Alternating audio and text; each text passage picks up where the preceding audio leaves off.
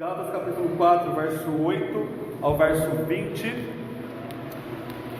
E a partir desse texto eu gostaria de refletir sobre algumas resoluções que a gente pode tirar disso para 2024. E é por isso que o nome do sermão é As Resoluções Apostólicas para esse ano que virá. Todos acharam? Carta de Paulo aos Gálatas, capítulo 4, verso 8 ao 20. Após a leitura, nossa liturgia de sempre, eu lhe dizer essa palavra do Senhor. Todos que querem respondam com um amém. Nós vamos orar mais uma vez. Diz assim: Gálatas 4:8. No passado, quando não conhecieis a Deus, costumávais servir aos que por natureza não são deuses. Agora, porém, que já conheceis a Deus, ou melhor, sendo conhecidos por Ele, como podeis voltar para esses princípios elementares, fracos e pobres, aos quais de novo quereis servir? Guardais dias, meses, tempos e anos, e temo que eu talvez tenha trabalhado inutilmente para convosco.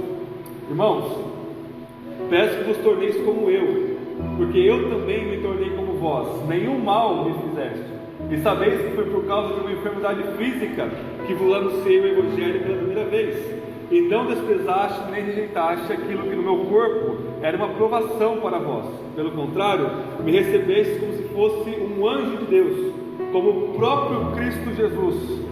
Onde está aquela vossa alegria? Porque eu mesmo sou testemunha de que, se fosse possível, teriam arrancado os próprios olhos para dá-los a mim. Será que me tornei vosso inimigo por vos falar a verdade? Aqueles que mostram interesse pessoal por vós não agem com boas intenções, mas sim para vos excluir, para que mostreis interesse pessoal por eles. É bom ser sempre objeto de interesse pessoal, e não só quando estou presente convosco.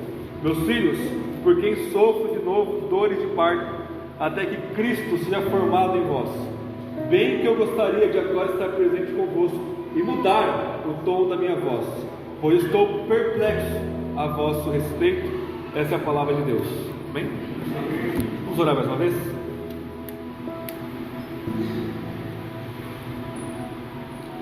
Senhor, te louvamos pela sua palavra. Obrigado, Deus, por o Senhor usar homens, pecadores, mas santificados pelo seu Espírito, para falar, ó Deus, com cada um de nós e com toda a sua igreja ao longo de todos os tempos.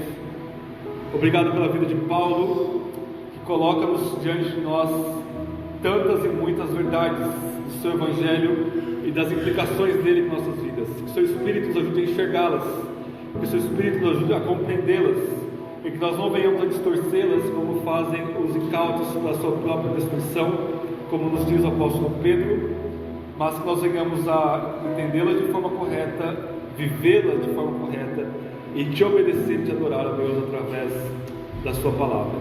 É isso que nós te pedimos, confiados em Jesus Cristo, nosso Senhor. Amém.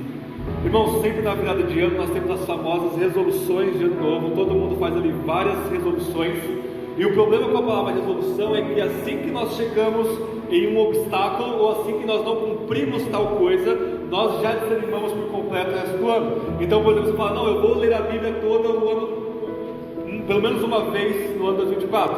Aí chega lá em Levítico, você para e fala: agora não quero, só no próximo ano para eu voltar a fazer a leitura. Eu vou orar agora todos os dias, tal horário, e aí passa alguma festa, alguma coisa que você não consegue, sai da rotina, você fala: não, já saí do meu propósito, eu não vou mais ter como fazer isso, deixa para daqui a alguns meses, deixa para o ano que vem, quando eu vou renovar os meus votos. Essa é uma forma muito tola, digamos de passagem, muito ímpia, da gente entender o que seriam essas resoluções de virada de ano. E nós devemos fazer resoluções talvez de virada de dia, e todos os dias nós renovarmos nossos votos de crermos em Jesus e obedecermos e vivermos ao nosso Senhor. Mas a gente precisa pensar nessas resoluções que nós fazemos como objetivos e propósitos. Porque quando você coloca isso como um objetivo para o ano todo, quando você falha em algum momento da sua caminhada, em algum momento das suas práticas, você não vai desanimar por completo, porque o objetivo está acima do que simplesmente seguir mecanicamente ou roboticamente o cronograma. Mas você tem então essa flexibilidade de alguma eventualidade para a sua vida, e você coloca o propósito: eu vou ler a Bíblia toda em 2024, por exemplo, E aí, se você perde um dia, você perde outro dia, você não vai desanimar e ir para a leitura, você vai correr atrás do prejuízo e vai ler, por exemplo. Isso é uma implicação que veio à mente agora no momento. E tem um homem na história, um pastor lá do século XVIII, que ele fez famosas 70 resoluções para a vida toda dele. Vocês sabem que eu estou falando do Jonathan Edwards, o pastor que em 1722 e 1723 ele compôs as suas famosas 70 resoluções. E o Jonathan Edwards, ele não fazia assim, não, eu vou virar o ano e eu vou fazer resoluções, não, eu vou virar o ano e eu vou renovar, eu vou ver se eu consigo cumprir. Não, ele fez aquilo para a vida dele, para que ele seja mais parecido com Jesus, para que ele lute melhor contra o pecado e para que ele glorifique mais a Deus na sua vida. Então ele diz que todo dia e toda semana e todo mês e todo ano ele lembra e relê as próprias resoluções, para que ele mantenha-se firme nelas, porque elas são uma espécie de resumo da própria Bíblia e da própria prática cristã que ele entendia que ele deveria brutalmente, ininterruptamente seguir. O texto diante de nós, o que tem a ver com Jonathan Edwards? O texto diante de nós vai colocar 7 coisas práticas, 7 resoluções apostólicas para 2024, e com muitas delas eu vou ilustrar com algumas resoluções de Jonathan Edwards, para mostrar como um homem falho, pecador, que era Jonathan Edwards, não era um homem perfeito, mas como um cristão maduro, como esse pastor do século XVIII, entendia que ele deveria crer, ele deveria agir, e como ele fazia isso no seu cotidiano, para apenas ilustrar essas 7 grandes verdades que o apóstolo Paulo coloca para nós aqui em Gálatas 4, do 8 ao 20. Primeira delas, verso 8: no passado, quando não conhecias a Deus, costumavam servir aos que por natureza não são deuses. A primeira coisa que Paulo quer que os gálatas voltem a si, que eles pratiquem, é derrotar, destruir os seus ídolos. O que está acontecendo aqui é o seguinte: os falsos mestres na Galácia dizendo: olha, vocês gentios pagãos convertidos à fé cristã, vocês precisam guardar a lei de Moisés em cada ponto dela, para vocês serem aceitos como membros da igreja de Cristo. E Paulo está dizendo: olha, quando você se submete a esse tipo de heresia, a esse tipo de falso evangelho, você está se colocando debaixo da lei, se excluindo do evangelho, e ao se colocar debaixo da lei, a gente está vendo isso em vários sermões passados, você está se colocando debaixo de tudo o que rege a antiga criação. Vejam comigo o verso 9: agora porém que já conheceis a Deus, ou melhor, que sendo conhecidos por Ele, como podeis voltar a esses princípios elementares, fracos e pobres, os quais de novo quereis servir? Guardais dias, meses, tempos e anos. Temo que eu talvez tenha trabalhado inutilmente para convosco. Paulo está fazendo uma coisa inédita na história aqui. Ele está juntando judaísmo e paganismo como se fosse uma coisa só. Porque se sujeitar a essas leis judaicas é a mesma coisa que os gálatas voltarem a praticar idolatria que eles viviam antes. Então, para Paulo, idolatrar ou viver fora do evangelho, mas de acordo com a lei de Moisés e do judaísmo, ou você viver como um pagão ímpio, dado a idolatria e a imoralidade, é a mesma coisa, porque ambos estão excluídos da graça de Deus, ambos vão para o mesmo lugar, ambos estão condenados, porque existe um só meio de salvação, que é Jesus Cristo nosso Senhor. E o que ele está falando é: vocês estão voltando aos princípios elementares deste mundo. A gente viu isso semana passada em Gálatas 4, versos 1 ao 6, ao 7, que vai dizer que esses princípios elementares, eles são aquilo que fundamenta a antiga criação caída. Uma dessas coisas é a lei de Moisés, que é boa, que vai limitar Israel até que a nova criação chegue, que é Cristo Jesus. Só que outras coisas, por exemplo, os princípios do mundo caído, é o pecado, idolatria, escravidão ao diabo, domínio da morte, desespero e por aí vai. Esses princípios regem a antiga criação caída, que ainda continua até Cristo voltar, mas no meio dela a nova era irrompe, e nós vivemos agora na nova era, na nova criação, e não nessa antiga era marcada pelo pecado, pela lei, pelo diabo e pela morte. Agora nós temos vida, nós temos Cristo, a gente tem tudo. que nos leva à vida e à piedade. E Paulo está dizendo: não voltem aos ídolos, não voltem a esses princípios elementares que são fracos e que são pobres. É por isso que em toda a liturgia eu pensei em nós lutarmos contra a idolatria. Salmo 115 vai falar que a gente se torna parecido com aquilo que a gente adora, e Colossenses 1 vai dizer que só existe um Deus, que é o nosso Deus triuno, e que Jesus Cristo é o Senhor de todas as coisas. Trazendo para os nossos dias, existem esses princípios elementares que perpassam toda a criação caída, e talvez por analogia, aproximação, existem princípios elementares em cada geração que são expressões desses princípios do pecado, da lei e do diabo. Quais são os princípios que regem a nossa cultura hoje em dia? Deixe-me citar alguns exemplos. Princípio da imoralidade, princípio da pornografia, por exemplo. A nossa sociedade, ela é tomada pela imoralidade sexual.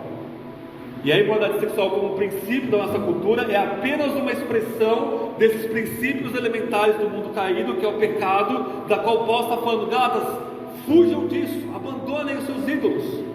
E a pornografia é um dos grandes deuses ou deusas da nossa época, adorado por 100% das pessoas ímpias e pela grande parte daqueles que se dizem cristãos hoje. E reparem, Salmo 115 de novo: nós nos tornamos parecidos com aquilo que nós adoramos. Paulo vai dizer que aqui os Gálatas, ao se colocarem debaixo da lei para validarem a sua fé, eles acabavam descumprindo a lei. Esse é o grande paradoxo aqui. Quando você sai da graça e quer agradar a Deus unicamente pela lei de Moisés, você vai quebrar a lei o tempo todo. Esse é o grande paradoxo da idolatria em relação à lei de Moisés aqui. Nós nos tornamos parecidos com aquilo que nós adoramos. E quanto mais uma pessoa consome esse tipo de moralidade, mais imoral ela vai ficando. É por isso que nós temos muitos hoje em dia, por exemplo, pedófilos. Os pedófilos hoje em dia não acordaram no dia por noite e falaram assim: não, eu sou um pedófilo. Não, é o consumo cada vez pior de pornografia que vai levar à pedofilia, e que vai levar a querer normatizar a pedofilia, porque é algo que vai ter um monte de gente caindo nisso. Por quê? Porque estão cada vez mais se tornando como o ídolo da imoralidade, que é aquilo que eles assistem, consomem, idolatram. Paulo vai dizer que a imoralidade sexual é idolatria. É idolatria. Nós estamos adorando o prazer sexual que Deus criou como algo bom, para ser desfrutado dentro de um casamento legítimo, e as pessoas estão usando isso como se fosse o objetivo maior da vida delas, e isso torna um Deus, e isso destrói homens, mulheres, crianças nos nossos dias. Esse é o primeiro princípio. O segundo princípio: cobiça ao dinheiro. O que eu mais vejo na internet são anúncios de pessoas querendo deixar você rico o tempo todo. Vocês sabem do que eu estou falando. Vários gurus, vários coaches, vários não sei o que, prometendo o mundo e o fundo, prometendo que se você fazer isso, você vai gerar tal renda, se você fazer aquilo, você vai gerar tal renda, e isso brota da terra da internet o tempo todo. Irmãos, basta aqui para nós ficarmos hipnotizados com essa voz da serpente prometendo que você vai ficar rico e ganhar muito dinheiro, de forma fácil, de forma rápida. E o que Paulo fala também? Essa cobiça, esse amor ao dinheiro também é idolatria. E se você vai em busca do dinheiro, pelo dinheiro em si, ou por aquilo que o dinheiro vai trazer para a sua vida, você vai abocanhar um ídolo de uma fruta podre, e você vai gerar morte. Você não vai desfrutar dessa riqueza, mas por outro lado, você trabalha para a glória de Deus, e Deus decide que você vai ganhar mais dinheiro, você vai usar isso para a glória de Deus. O ponto é que nós vivemos com esses dois ídolos: o ídolo da imoralidade, o ídolo da cobiça, e o terceiro ídolo é o ídolo da dopamina, que esses dois ídolos geram em nós: o ídolo do prazer. E um dos grandes ídolos do prazer são as telas. As telas. Eu vi um vídeo essa semana que o cara falou que as telas é um novo abandono dos filhos, dos pais em relação aos filhos. Você simplesmente dá a tela para sua criança e isso é uma forma de abandono. Por que as telas? Porque as telas elas dão hiperestímulos e você fica naquilo de ter aquele prazer concentrado e aquilo vai viciando o seu cérebro. E por que quando você fica muito tempo na tela você fica um mongoloide, uma pessoa tediosa, você não consegue fazer nada que preze a sua vida? Porque você está se tornando parecido com aquilo que você está adorando. Uma tela inútil. O que a gente tem no Salmo 115? Tem olho, mas não vê. Você vai ficar espiritualmente cego, espiritualmente míope. Não, tem ouvidos. Coloca o foninho aqui para fazer uma analogia. Mas não ouve. Você vai começar a não ouvir a palavra de Deus. Você vai ficar imóvel no seu lugar. Literalmente, na época dos ídolos do Salmo era figuradamente. Aqui é literalmente. E isso vai destruir a sua vida, o seu relacionamento com Deus, o seu relacionamento com o seu cônjuge, o seu relacionamento com seus filhos. Esses são alguns dos princípios malditos elementares.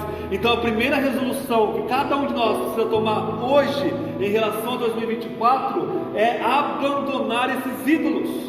O ídolo do dinheiro, o ídolo da imoralidade e o ídolo dessa dopamina dessas telas.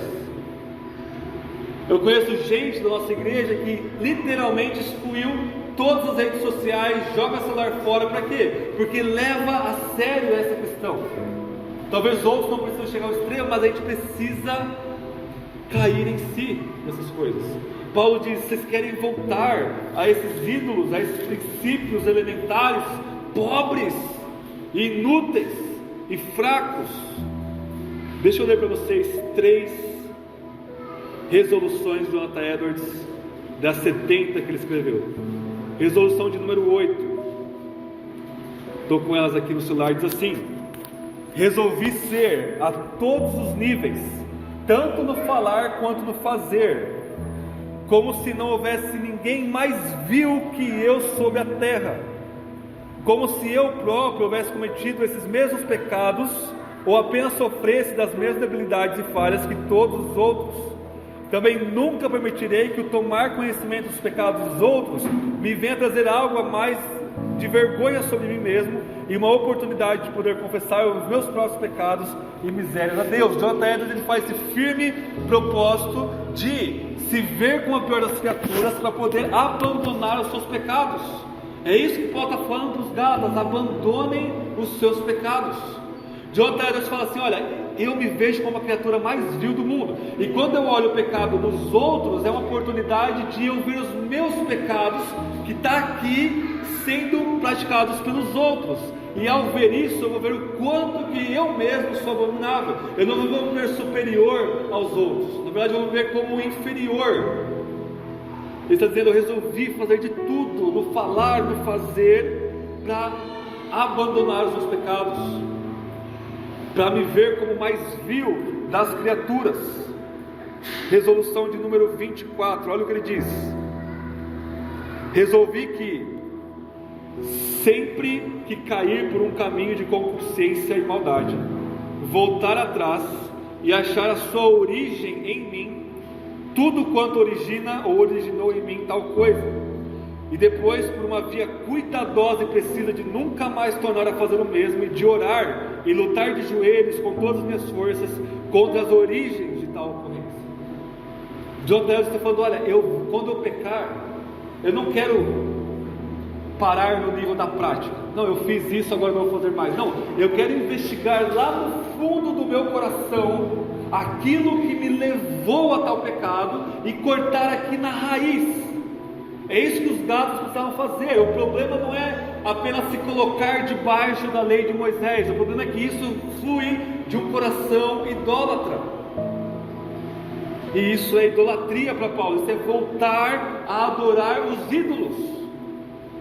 Jonathan Edwards falou assim: eu não vou permitir isso, eu vou cortar o mal pela raiz. Eu não vou ficar apenas como um religioso fariseu e cortar a prática. porque não adianta cortar a prática e aquilo está enraizado de mim, porque uma hora ou outra eu vou praticar de novo. Eu preciso arrancar esse ídolo do meu coração. É isso que está dizendo aqui. Por último, nesse primeiro ponto, 56, resolução de número 56 diz assim: resolvi nunca desistir de vencer por completo qualquer de minhas maldades corruptas que ainda não possa existir, nem nunca tornar-me permissivo em relação ao mínimo de suas aparências e sinais, nem tampouco me desmotivar em nada caso me ache numa senda de falta de sucesso nessa mesma luta. Essa é a resolução que todos nós vamos tomar, não para 2024, mas para a nossa vida. Nunca desistir de vencer por completo os nossos pecados. E ele diz não somente isso, mas de nunca me permitir ser compassivo, ser passivo do menor sinal e aparência dos seus pecados. Então o pecado aparece para nós, a gente fala, não, está tudo bem, está tranquilo, não, eu posso lidar, não, eu posso ir mais um passo em relação a ele, eu posso ir mais outro passo em direção a ele. Eu não sei porque eu pequei. Deus está falando para nós, olha, eu não permito o menor sinal de que eu vou ser tentado ao pecado. Eu já digo não. Paulo fala, fujam de toda aparência do mal. Jonathan está inventando coisas legalistas aqui, está aplicando princípios bíblicos. Então, a primeira resolução que você tem que tomar para 2024, você e eu, abandonar os nossos ídolos e fazer disso a nossa luta diária, a nossa luta contínua. E como Edwards falou aqui, quando nós cairmos em pecado, a gente não vai desanimar, a gente vai voltar a lutar pela graça de Deus e pelo sangue de Cristo e pelo testemunho da sua palavra. Segunda resolução, verso 9, Gálatas 4, verso 9, veja comigo. Agora, porém, que já conheceis a Deus, ou melhor, sendo conhecidos por Ele. É o lado oposto da moeda de abandonar nossos ídolos, conhecermos mais o nosso Deus. Essa tem que ser a resolução da sua vida, desde o momento da sua conversão até o final. Eu resolvi, pela graça de Deus, que eu vou conhecer mais a Deus. E você conhece mais a Deus lendo a Bíblia, orando, tendo comunhão com os santos, mortificando seus pecados, discipulando e sendo discipulado. Essa precisa ser a resolução definitiva da nossa vida. Olha o que o Edward disse na resolução de número 4. Ele diz assim: resolvi também nunca negar de alguma maneira ou coisa difícil que seja no corpo e na alma, menos ou mais que leve à glorificação de Deus. Ele está dizendo, olha, eu não vou negar nada a mim de corpo e alma que me leve a glorificar mais a Deus, por mais difícil que isso seja. Se eu precisar levantar mais cedo para ter um momento de oração maior, não, isso vai glorificar a Deus, eu vou fazer isso. Se eu precisar cortar 90% do meu período de tela para me ter mais momentos de oração, mais momentos de leitura bíblica com a minha família e sozinho, eu vou fazer isso. Jonathan Edwards disse, eu não vou me negar nada, por mais difícil que seja, de corpo e alma, que me leve a glorificar mais a Deus. É isso que faltava para os Gálatas. Eles precisavam conhecer mais o Deus que sim deu a lei para Moisés, mas que agora trouxe toda essa lei ao cumprimento na vida de Jesus, e que a nossa vida agora é vivida pela fé no Filho de Deus. Então, segunda resolução, conheçam mais a Deus. Terceira, verso 12. Irmãos, peço-vos que torneis como eu, porque eu também me tornei como vós, e nenhum mal me fizeste. Terceira resolução, resolva imitar mais o apóstolo Paulo. Paulo diz o tempo todo nas suas cartas, sejam meus imitadores, como eu sou de Cristo Jesus. Então, quando a gente olha para Paulo, a gente vê alguém que imitou a Cristo de forma robusta em sua vida, e ele diz, olhem para mim, me imitem. Por quê? Não por causa de mim, mas me imitem à medida que eu estou imitando a Jesus Cristo. É isso que Paulo está dizendo. Ele diz no verso 12, olha, se tornem como eu, se tornem parecido comigo. E aí ele usa o argumento, porque eu me tornei parecido com vocês. Ele está falando aqui o seguinte, olha, eu mesmo sendo um judeu, quando eu fui evangelizar vocês, eu me tornei como vocês. Eu não exigi que vocês se circuncidassem, eu não exigi que vocês guardassem o sábado, eu não exigi que vocês não comessem tal tipo de comida. Não, eu me tornei como vocês, gentios. Agora eu peço que vocês se tornem como eu, alguém parecido com Jesus Cristo. Peguem o apóstolo Paulo, ou melhor ainda, Jesus Cristo a quem Paulo imita, e faça da sua vida isso: imitar o apóstolo Paulo, imitar Jesus Cristo. E às vezes ele fala aí, sejam imitadores de Deus, lá em Efésios 4. Precisamos imitar Cristo Jesus nosso Senhor. Jonathan Edwards, em uma das traduções, ele vai dizer que se há um homem, uma pessoa em cada geração a qual Deus olha e fala, essa é a pessoa mais justa, mais santa da sua geração, que é o que ele falou para Jó.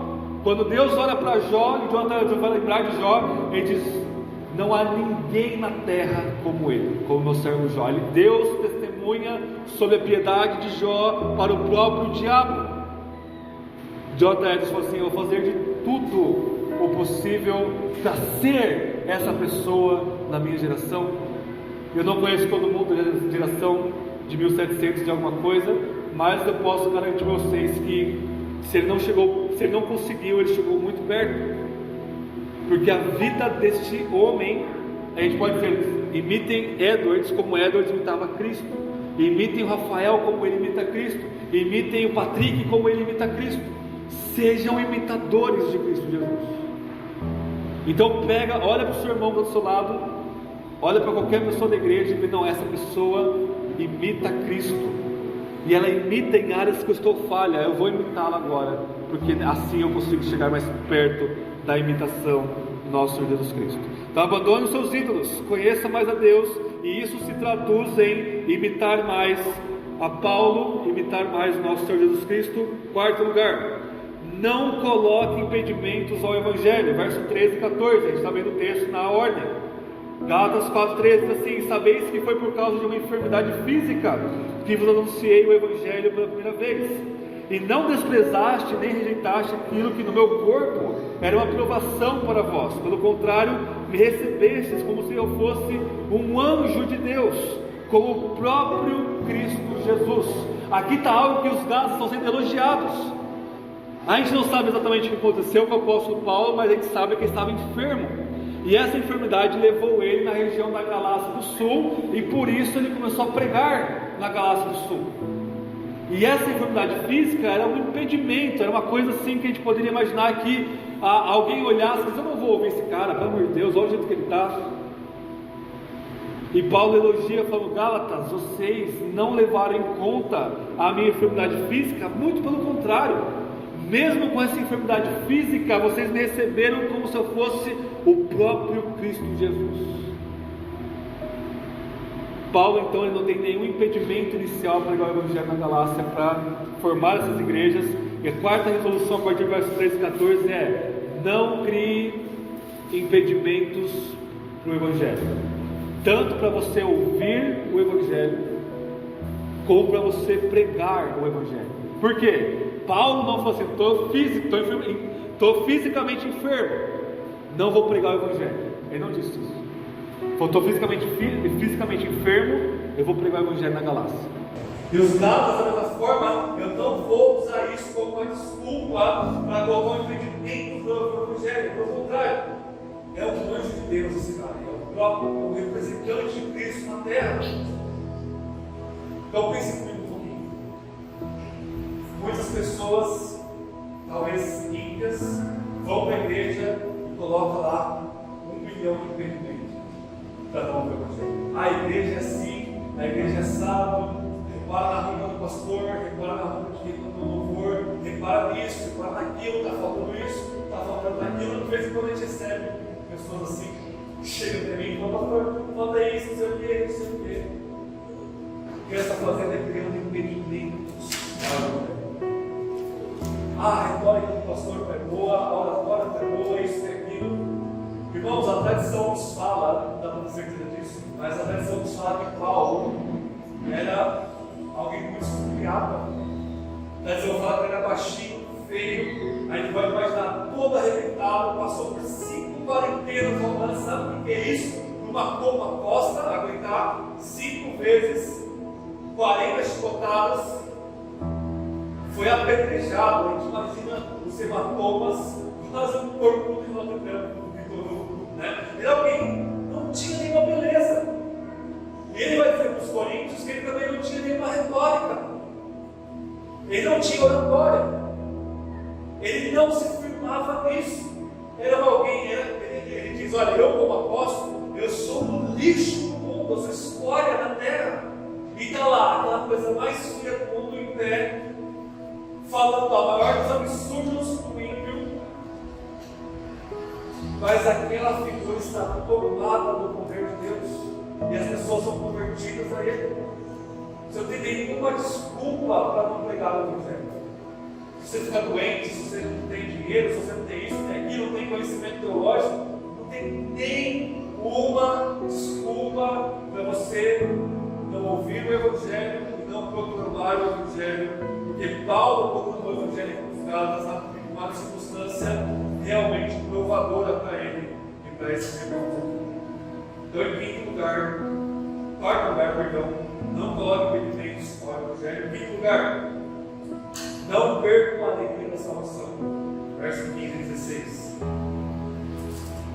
Onde está aquela vossa alegria? Porque eu mesmo sou testemunho de que, se fosse possível, teriam arrancado os próprios olhos dados a mim. Será que me tornei vosso inimigo por falar a verdade? Vejam, ao se submeterem à lei de Moisés de uma forma errada, eles estavam perdendo a alegria inicial da salvação deles. Perdendo. E a resolução que o 2024 nossa para toda é não perder essa alegria inicial. O padrão bíblico é aumentar a alegria, é aumentar o amor. E o padrão atual é normal você perder o primeiro amor naquela esfriada e depois continuar com o seu amor. Esse é o padrão.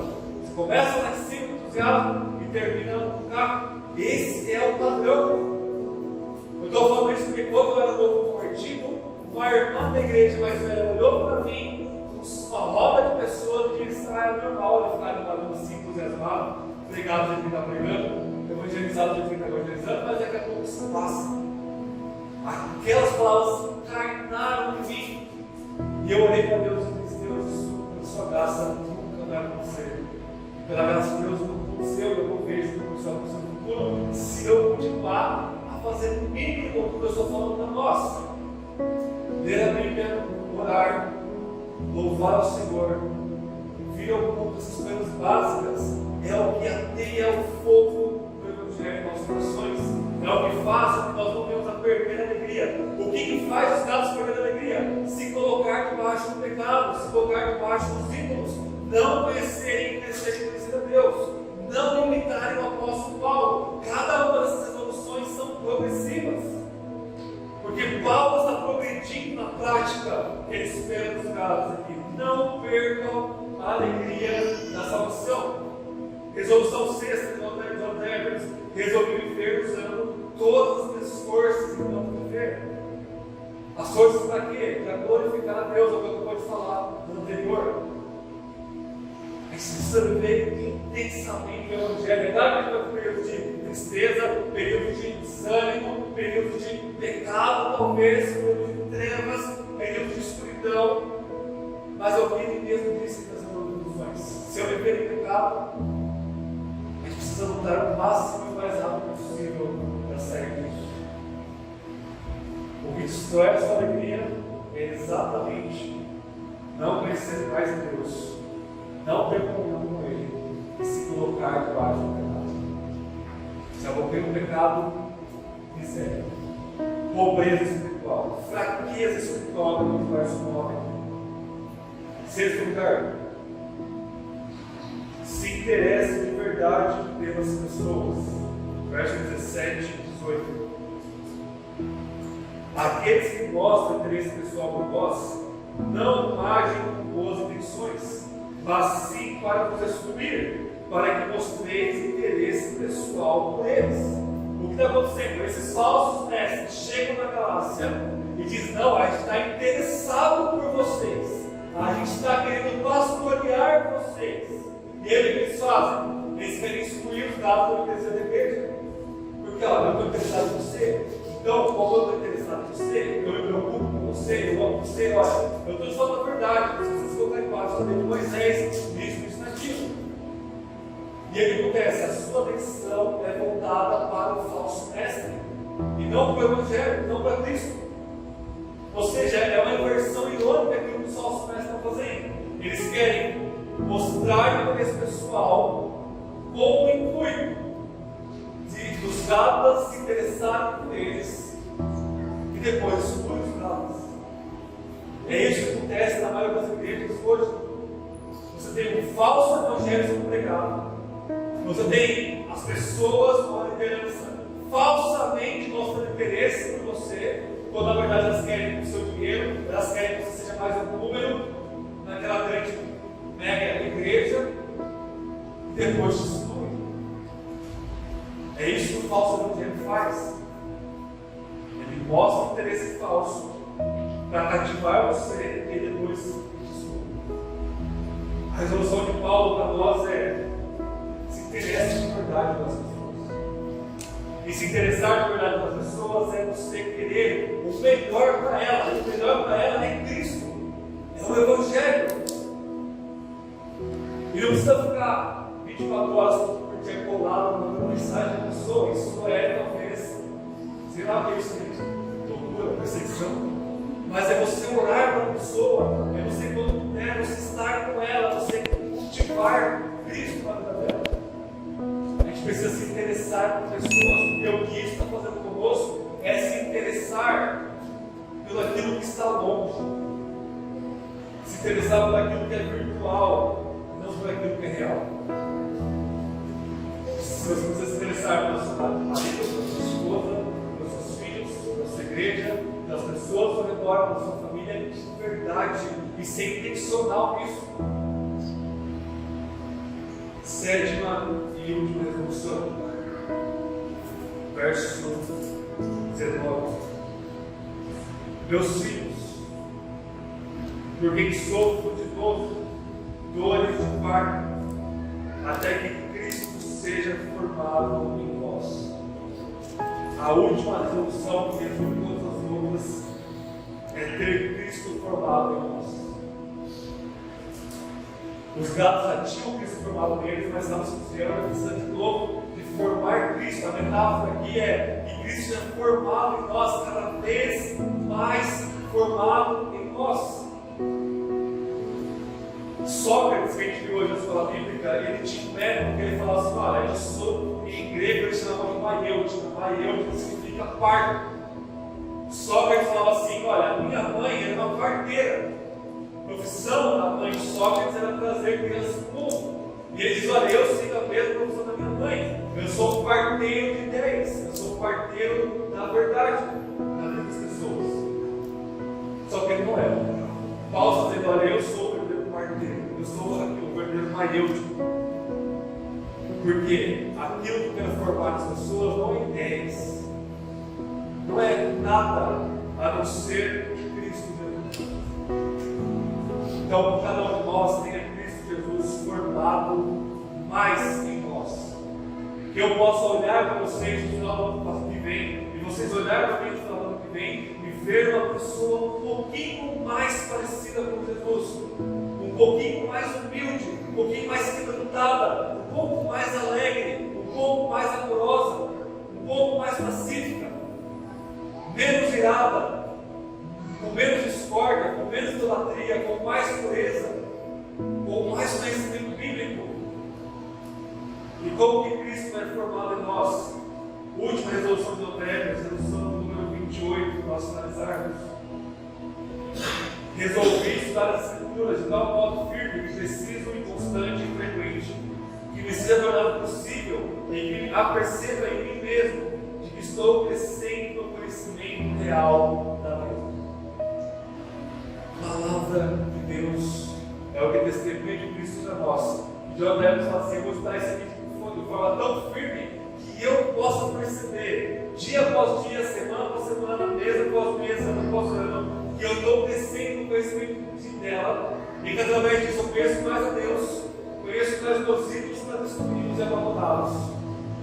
E Cristo está sendo formado mais em mim. Cristo formado em nós, a gente vai expressar para as pessoas e a gente não vai perder a alegria da nossa salvação.